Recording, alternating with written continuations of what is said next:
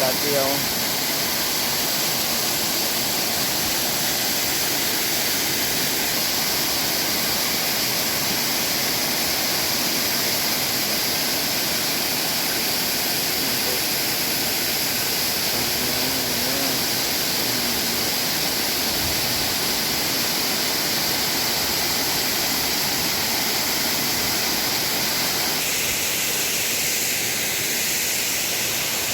ข้างในสิเป็นหาดอาหารข้างใน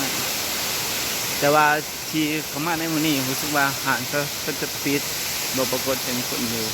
โอ้โหใส่เบิดหาดอาหารน้ำตกนี่คือตัดเดียวตัดสอง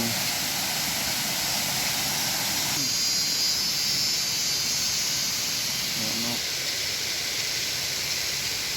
ซึ่ง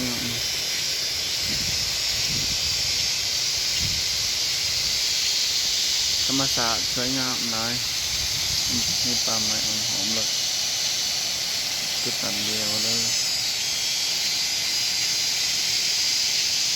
มาสมบูรณ์เลยเสียงไม่อีหอก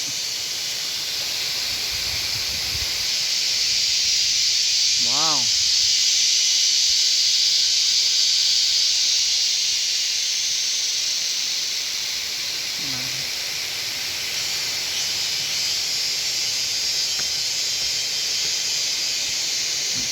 เอาลงกันว่าจะได้ที่ไหนปรับตัดเดียว